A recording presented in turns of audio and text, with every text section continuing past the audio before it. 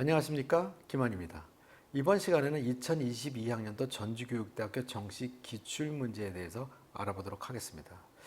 자, 작년도에는 업로드 방식으로 출제가 됐었고요. 거기에 나와 있는 것처럼 초등학교 교과서가 거기 수록이 되어 있고요. 초등학교 교과서를 활용하는 부분에 대해서 어떻게 해야 되는지에 대한 제시가 좀 나와 있습니다. 자, 그럼 문제를 한번 보면요. 현재 초등학교 학생들은 스마트 기기를 어, 열성적으로 사용하고 있고, 자, 교과서에서도 스마트 기기를 활용한 자료 검색 이런 것들을 활동을 제시하고 있다. 아래의 교과서 내용 및 인용문을 참고하여서 초등학교 학생들이 학습 도구로 스마트 기기를 활용하는 것에 대한 자신의 견해를 밝히시오. 자, 밑에 있는 그림을 참고를 하면 되겠죠. 이런 사진 이런 것들을 스마트 기기를 활용한다면 어떻게 해야 될지 본인의 견해를 얘기해라. 자, 이것이 1분 안에 업로드를 시키는 문제였기 때문에 그렇게 길게는 할 수가 없고요. 실제로 학생들이 문구를 작성해서 암기해가지고 업로드를 시키는데 보통 400자 정도, 말이 조금 느린 학생들은 300자 정도면 1분을 맞추게 되더라고요.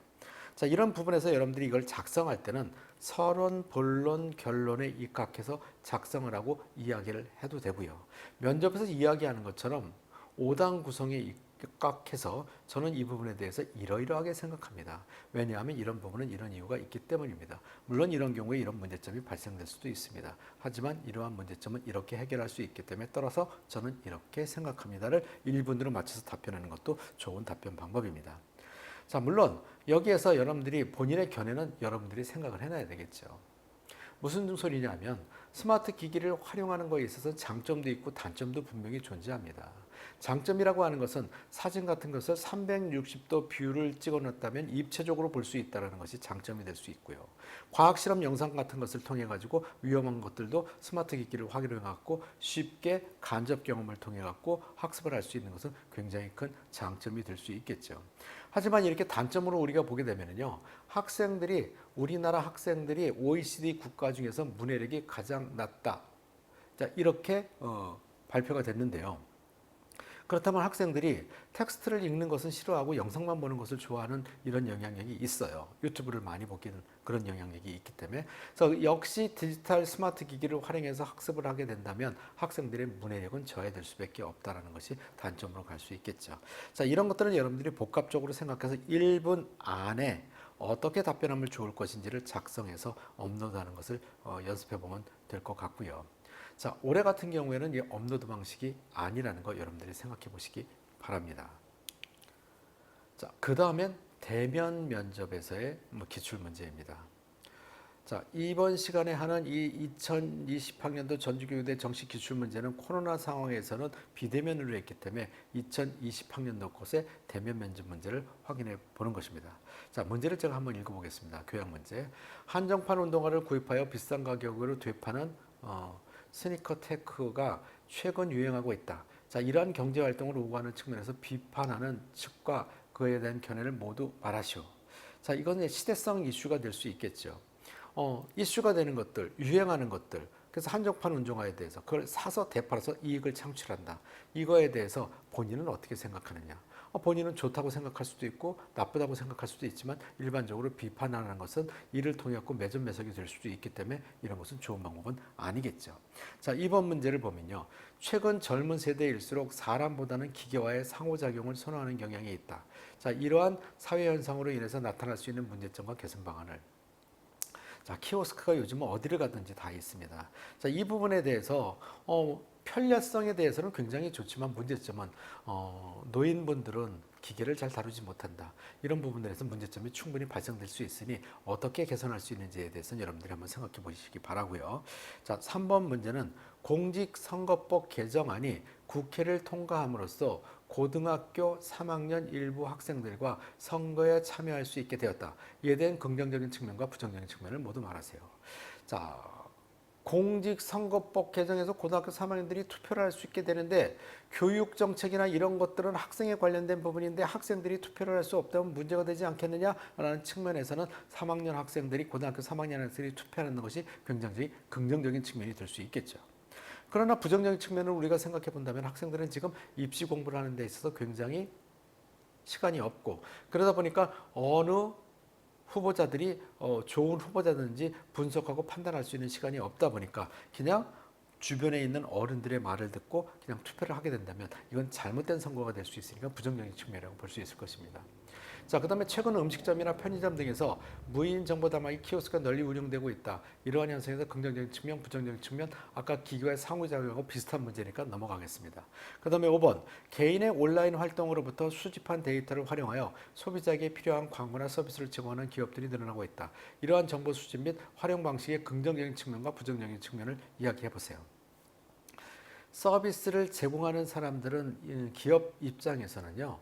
이익 창출이 목적이기 때문에 이익 창출을 목적으로 해서 데이터를 수집하게 되겠죠. 정보를 수집하게 되고 자, 이것을 활용하게 된다면 긍정적인 측면에서는 내가 그것을 활용할 마치 말하자면 4차 산업에서의 서비스, 맞춤형 서비스를 이야기하는 것인데 그러면 내가 무엇이 필요하다고 했을 때는 그것을 정보를 이용해 갖고 내가 필요한 것을 딱딱 알려주니까 편해.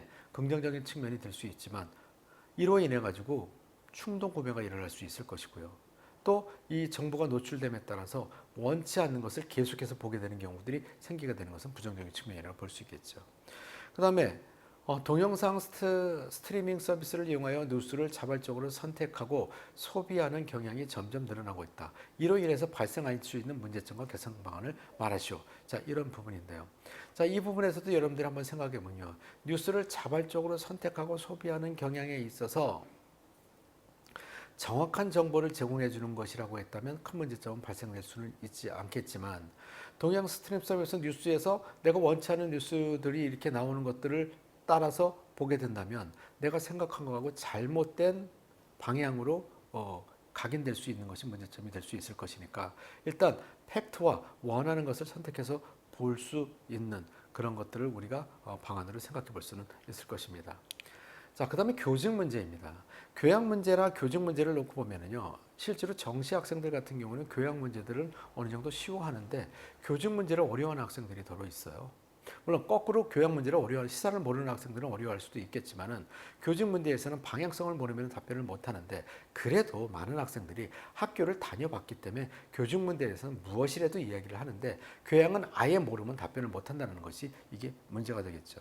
아무리 PF 방식이라 하더라도 문제를 읽고 전혀 몰라갖고 답변을 못한다면 페일이 될 수 있다는 것이죠.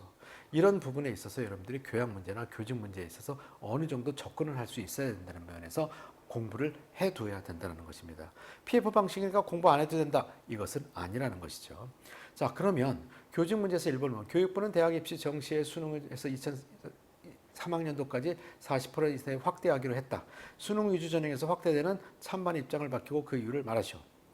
제가 정답은 말씀드릴 수 없지만 방향성을 얘기한다면 공정성에 관련된 문제입니다. 공정성을 기억해서 수시에 공정하지 못한 부분들이 많이 있었으니 공정을 기획해서 정시 전형을 늘려야 되겠다라는 부분으로 방향이 잡힌 이유입니다. 자, 이 부분은 거기에서 착안해서 여러분들이 이야기를 하면 되는데 중요한 것은 그렇다면 과연 수능 위주로 했을 때 이거는 공정하다고 볼 수 있느냐. 교육의 기회가 많은 수도권에 있는 학생들은 오히려 높은 점수의 수능 점수를 받을 수 있는 반면에 지방에 있는 학생들 같은 경우는 수능 공부를 학교에서조차도 시키지 않는다고 한다면 교육 기회에 대해서부터 공정하지 않은데 이걸 공정성으로 끌고 갈 수 있는지 이런 부분도 한번 생각해 볼 수 있겠죠.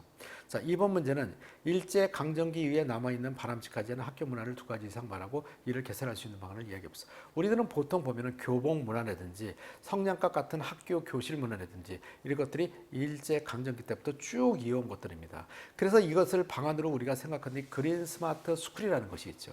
그래서 그린 스마트 스쿨이라고 하는 것은 그린, 친환경, 그 다음에 스마트 스쿨이라고 하는 것은 스마트 기기를 활용한 교육을 얘기하는 것이고 거기에 부합되는 공간 혁신과 학교 복합화까지 생각해서 답변을 준비한다면 좋은 답변이 될 것입니다.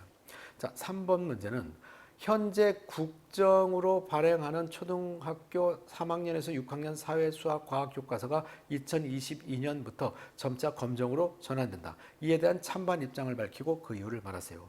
자, 국정교과서가 좋은 부분도 있고 검정교과서가 좋은 부분도 있죠. 국정교과서가 좋은 부분은 예산을 많이 투입할 수 있다 보니까는 교과서의 퀄리티가 높아질 수 있다. 그러나 잘못된 답변이 들어가 된다면 학생들에게 오류를 교육시킬 수 있다는 게 문제가 될 수 있을 것이죠. 물론 그렇게 돼서는 안 되겠죠.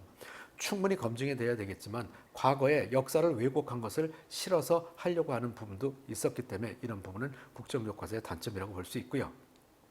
자, 그 다음에 검정교과서 같은 경우에는 다양하게 출판사에서 여러 군데가 나오니까 다양성을 존중받을 수 있다라는 부분에서는 장점이 분명히 있지만 일반 출판사에서 교과서 하나를 만들기 위해서 투자하는 예산이 그렇게 많지 않기 때문에 이 부분에 있어서는 또 퀄리티 부분에서는 다소 떨어질 수도 있다. 또 교과서 가격이 높아질 수도 있다. 부분은 단점이 될 수 있겠죠. 이 이외의 것들도 여러분들이 한번 찾아보시기 바라고요. 4번 문제에서는 2024학년도 대학 입시부터는 정규 교육과정 이외에 수상 영역, 봉사질정, 동아리 활동, 독서 활동의 모든 비교과 활동의 자기소개서가 폐지된다. 활동가. 자, 이러한 대입 변화에 대한 찬반 입장을 밝히고 기호를 말하죠. 대학 입시에 관련된 것은 여러분들이 정말 실제로 경험해 본 것이기 때문에 이거는 좋았어, 이거는 나빴어는 잘 알고 있을 거예요. 그거에 착안해서 여러분들이 답변을 하면 큰 문제는 없을 것이라고 생각합니다. 자, 5번 문제는 수업 시간에 학생들이 자는 이유를 2가지 이상 말하고 이를 개선할 수 있는 방안을 말해보세요. 학생들이 수업 시간에 자는 이유는 학생들한테 물어보면 뻔하죠, 뭐 이런 식으로 얘기를 해요. 피곤하니까 자죠, 이런 얘기를 하는데, 자, 그렇지 않은 경우도 있겠죠. 자, 피곤해서 잔다면 왜 피곤한지, 피곤하지 않게 해줘야 되는 부분이 있을 것이고요. 그렇지 않고 교사의 수업이 재미없어서 자는 경우들도 많이 있습니다. 아니면 또 내가 따라갈 수 없어서 내 수준에 맞지 않아서 졸리고서 자는 경우들도 많이 있어요.